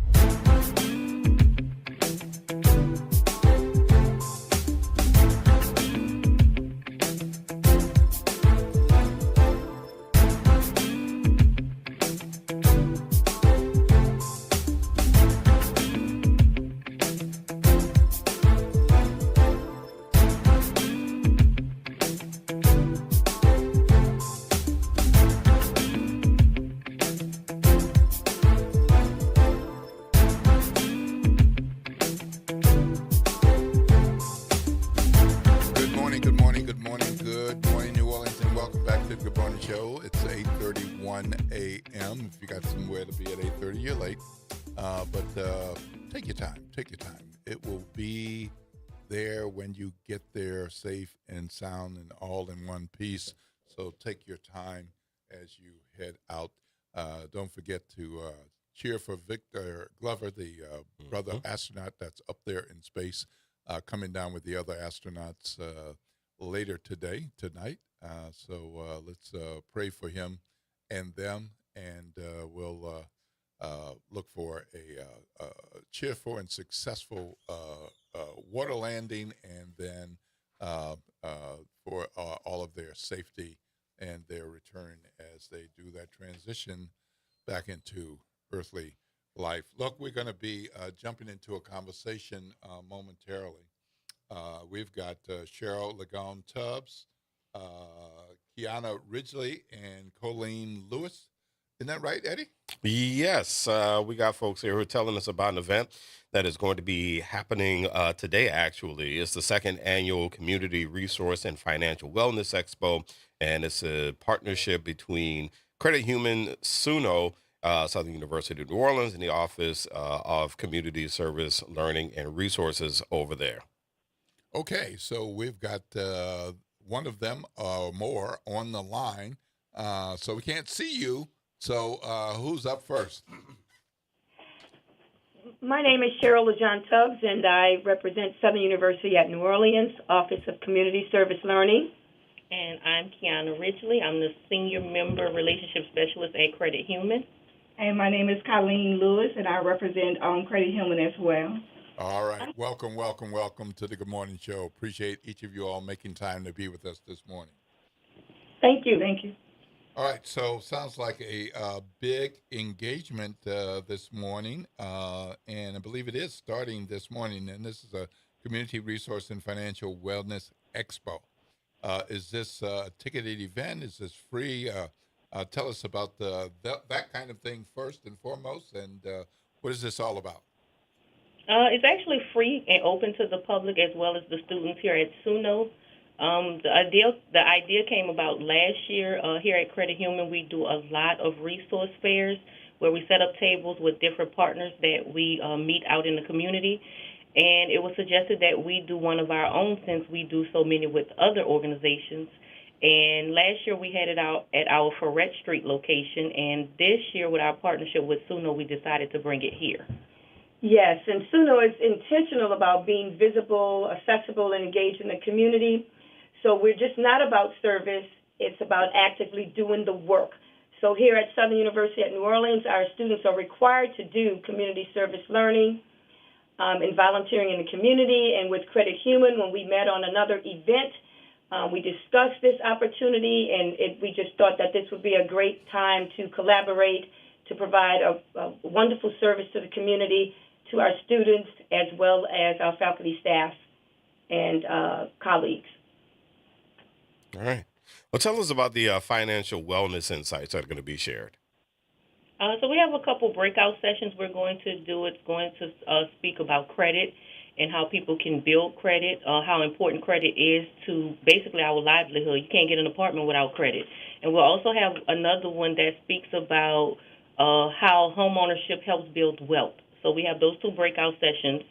And that's part of our service with Credit Human, that our mission is to create communities free of financial stress.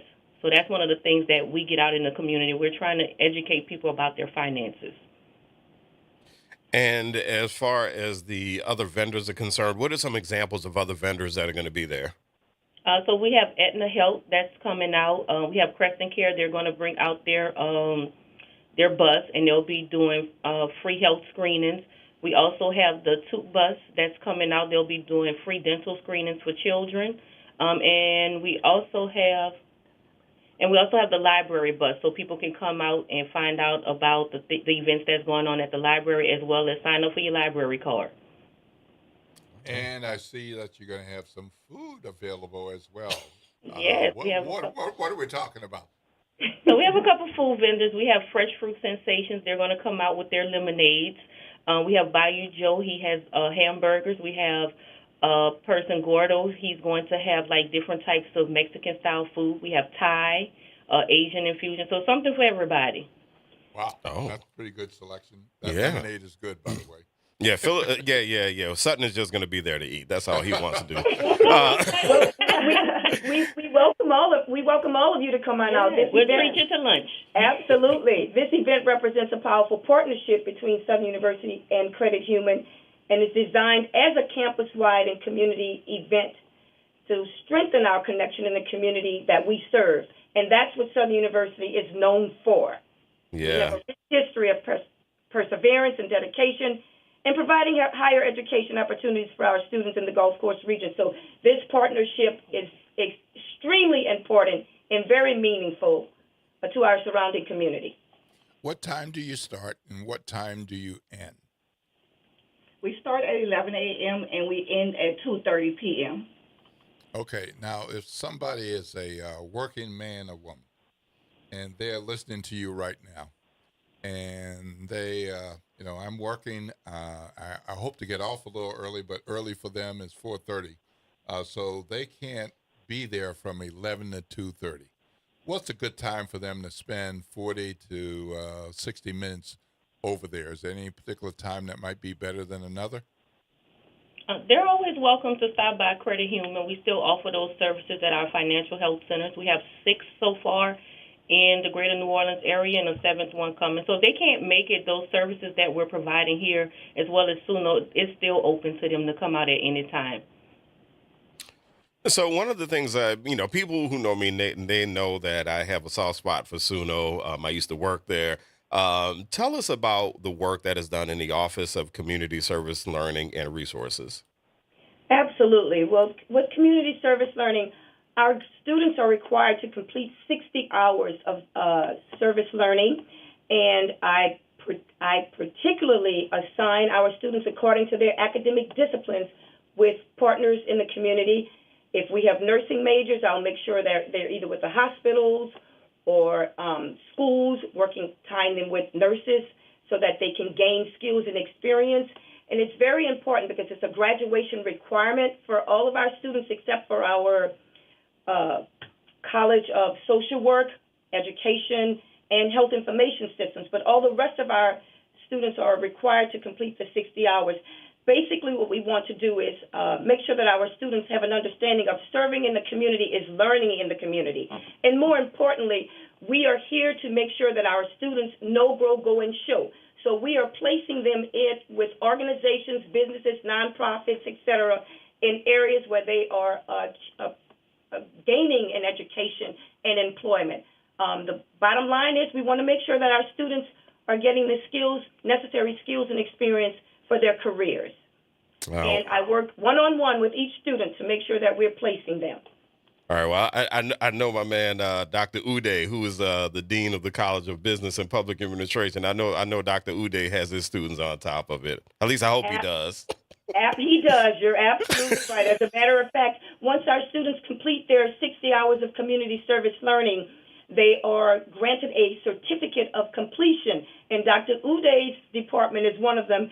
I have to make sure that they present their certificates for their graduation requirement, and he's on top of that. So you're absolutely right, along with our other deans and programs as well. Of course, definitely.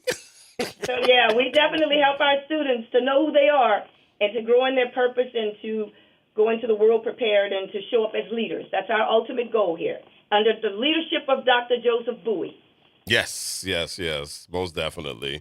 Okay, so that's Community Resource and Financial Wellness Expo starting at 11 o'clock, ending at 2:30. People can drop by anytime.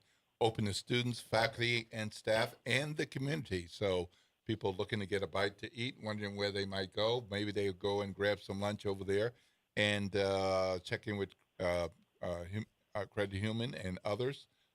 Check up on their financial wellness and the community resources while they get a bite to eat. And what do you hope that those who come out, whether they're students, faculty, staff, or community members, when they walk away, what do you want them to walk away with?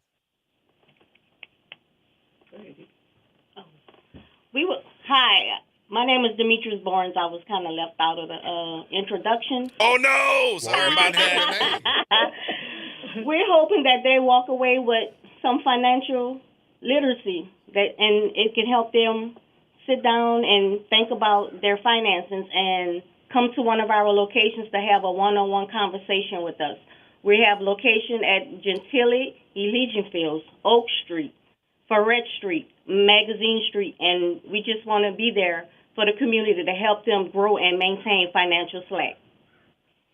Right. And as for our students, we definitely, as I said, we believe in serving in the community is learning in the community, And we want the experiential learning for the students to gain cultural competence and career readiness and civic responsibility. So community engagement prepares our students for life beyond graduation. So it's a twofold thing here in terms of our resource expo. So we're inviting everyone to come out. It's going to be something for everybody. And we want to let them know for Credit Human, for you to come in and speak to a specialist, you do not have to be a member for us to talk to you. All right. Good to know. Good to know. All right. If anybody wants to look up something on the web or social media or call somebody or email somebody, can they do that?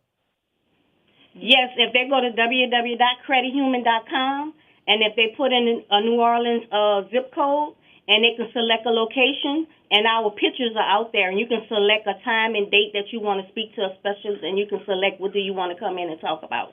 All right. Okay. So, again, that's the Community Resource and Financial Wellness Expo today at SUNO, 11 a.m. until 2:30 p.m. Go out, grab you a lemonade or some delicious lunch, walk and see the Credit Human folks and other vendors who will be there providing resources that you can use at home with your family and with your friends.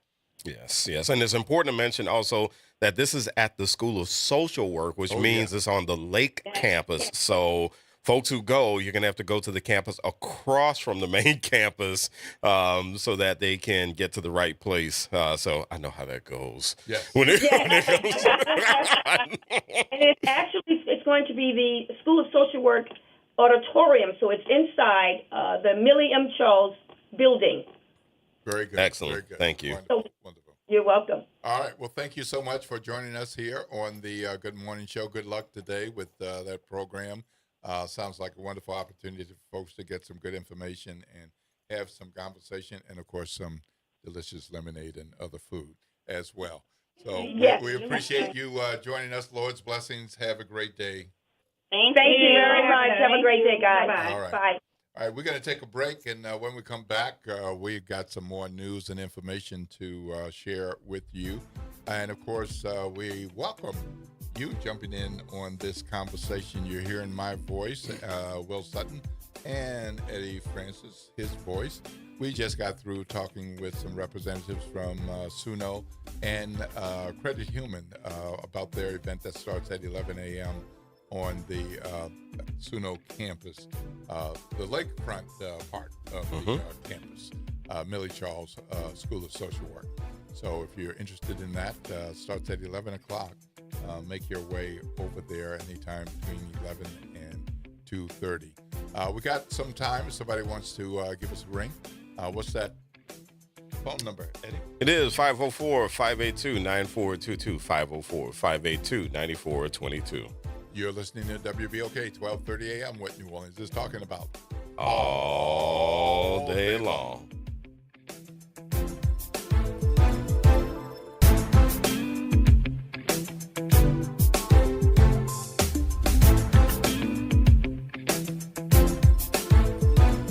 This is the Bloomberg Black Business Beat, brought to you by FidelityInvestments.com. McKissack & McKissack is the oldest minority-owned professional design and construction firm in the country.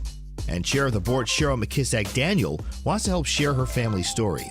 She wrote a book titled The Black Family Who Built America, The McKissacks, 2 centuries of daring pioneers. And she says she wrote it in part to help retell the story of American history, which often doesn't include the contributions of Black Americans.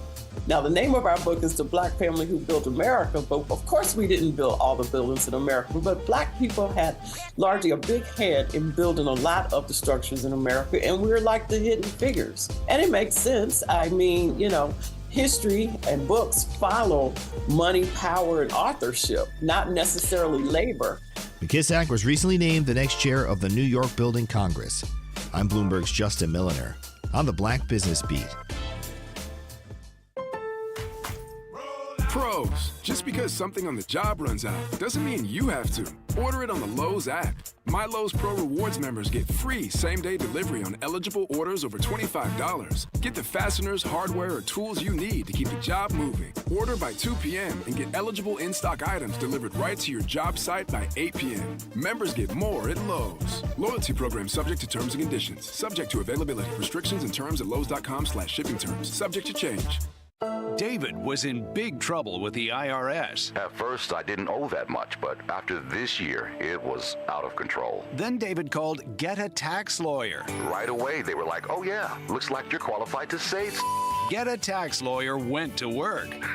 Should have called way sooner. Get a Tax Lawyer has helped thousands like David fight the IRS and get a fresh start. Call 800-745-3070. That's 800-745-3070. It's Off the Top with Norman Robinson on WBOK 1230 AM. There's a familiar pattern unfolding at the state capitol. If you live in New Orleans, you've seen it before. Somebody, somewhere else, wants to tell New Orleans what to do. This time, it's not about roads, schools, or even policing. It's about the courts. Lawmakers in Baton Rouge are advancing a series of proposals that would fundamentally reshape the judicial system in Orleans Parish, reducing the number of judges, consolidating courts, and potentially altering the role of the clerk of court. Supporters call it efficiency. They say it's about cutting costs and streamlining a system they believe is too large and too fragmented. But let's be clear about what's really happening. This is not a minor adjustment.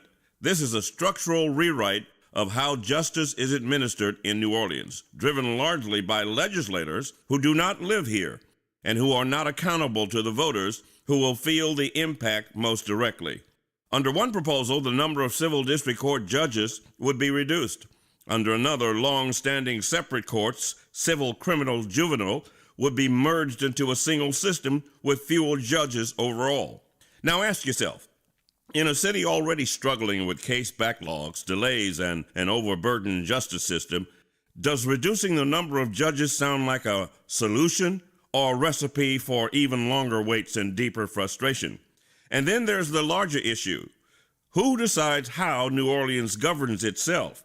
Because this isn't happening in a vacuum. We've already seen what happens when the legislature inserts itself into local institutions. The Sewerage and Water Board, long plagued by dysfunction, became even more complicated under state influence. And now the courts, one of the most critical pillars of any democracy, are next. There is a difference between reform and control. Reform works with communities. It respects local voices. It strengthens institutions. Control overrides them. It reshapes them from the outside. And it often comes with consequences that the people closest to the problem are left to live with. No one is arguing that our court system is perfect. It isn't. But meaningful reform should come from collaboration, from judges, legal professionals, and the citizens of this city, not imposed by sweeping legislation from beyond the city, sponsored by lawmakers who don't even live here. At its core, this is about more than courtrooms and caseloads. It's about autonomy. It's about representation. This is about whether the people of New Orleans get to decide how justice works in their own city. This is Norman Robinson, Off the Top. On Auto Trends with JeffCars.com, here's a snippet of some of what we cover. GPS pioneer Gladys West. We worked long hours computing trajectory orbits and satellite orbits, trying to get the data and everything correct enough. Auto analyst Mark Bland. 14 new vehicle deals that happen in this country out of every 100 that women don't have a fingerprint on. To tune in, check out Auto Trends with JeffCars.com. Saturdays at 4 p.m. on WBOK, what New Orleans is talking about. Interest rates and inflation are out of control. Is your credit card debt also out of control? It's time to resolve your debt and take back control for a lot less than what you owe. If you have $10,000 or more in credit card debt, then you need to call us right now. Debt Fix Pros can significantly reduce the amount you owe, and you could be debt-free faster than you think. I knew we had to do something. Our debt was growing. It was getting out of control, and we just didn't know what to do. We saw an ad for Debt Fix Pros. We called and they showed us how fast they could get us out of debt. It really was amazing, and now we're back in control. Call now and we'll show you how easy it is to fix your debt. The call and consultation are free. Call Debt Fix Pros right now at 800-311-5977. That's 800-311-5977. 800-311-5977. Good morning, wake up. The Good Morning Show. Good morning. On WBOK.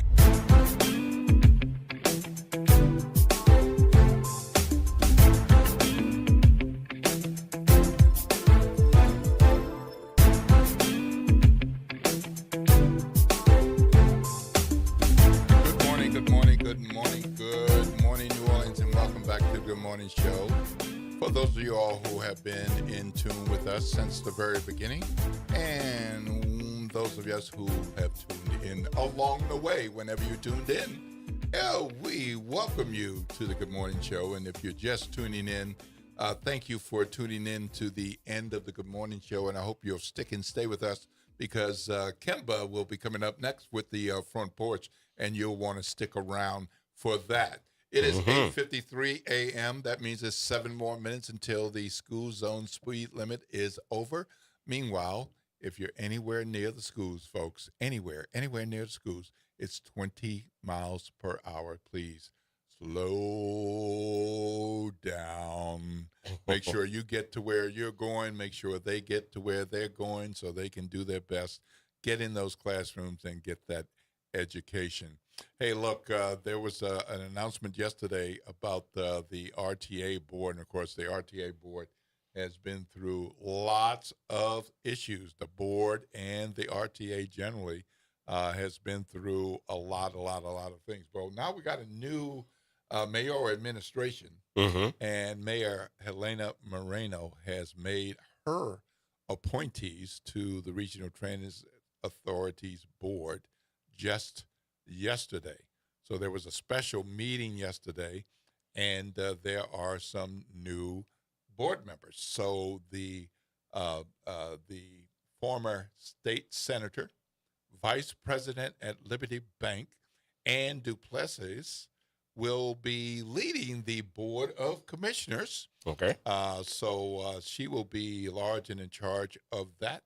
And there will be other new members. Well, there are other new members, including Erica Mann from the Dryades YMCA, the CEO over there, Barbara Major, community organizer and former RTA board chair, Nalita Manigo-Ramey, a nurse and disability rights advocate, so continuing to have that disability advocate on the board, Tyrone Casby Sr., Big Chief of the Mohawk Hunters, and also former principal at LB Landry.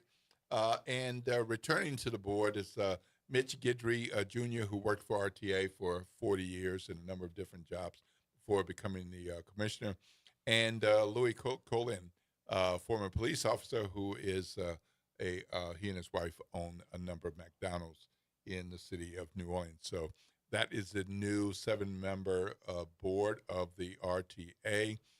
They will be working with the RTA CEO Lorna Edwards Hankins, evaluating her leadership and her leadership team, and evaluating the services because that's what the board is supposed to do. So, of course, there's been a big split with Jefferson Parish. So we'll see what this board thinks about that as they move forward. So congratulations to the new board members. We'll be looking to see what you all are planning to do in the coming days and weeks. So that's a big job. Yeah. A lot of people rely on that public transportation every day. All right, it's 8:56, Eddie, and I know we got a couple of other things, but I do want to make sure that we mention a couple of things that are happening this weekend. But I know you got a show tomorrow at sounds pretty interesting. Yes, tomorrow, 3 p.m., The Way Forward. My guest is going to be Dr. Teresa Valerio Parrott, and she is a communications expert. She works with college presidents. And the reason I brought her on is she is covering an issue about how college presidents are navigating the current political environment. But one of the questions I asked her was, well, why should the general public care? And so in tomorrow's interview, 3 p.m., she is going to talk about why we as the public should be concerned about how college presidents are navigating the current political environment. So that's the way forward tomorrow, 3 p.m. Wonderful, right here on WBOK, 12:30 a.m. There are a couple of things that are happening this weekend. Want to make sure that you all are aware of those things. So, for instance, the third annual Social Action Symposium, Informed Impact, Preparing for the 2026 Midterms, is happening tomorrow at Dillard University. That will be at the Professional Schools and Science Building, the Georges Auditorium. This is Delta Sigma Theta sorority. The resource fair will be 8:30 to 9:30 a.m., and then the symposium will start at 10 to 11:30 a.m. Quite a power-packed group of people. Moderating will be former Congressman and White House advisor Cedric Richmond. Panelists will be U.S. Representative Cleo Fields. Panelists will be U.S. Representative Troy Carter. And panelists will be the Honorable Marcia Fudge, former U.S. Secretary of Housing and Urban Development under Joe Biden, and former national president of the Delta Sigma Theta sorority. Yeah. So what a panel, what a lineup. So again, that's Dillard University, 8:30 for the resource fair, 10 a.m. for the symposium.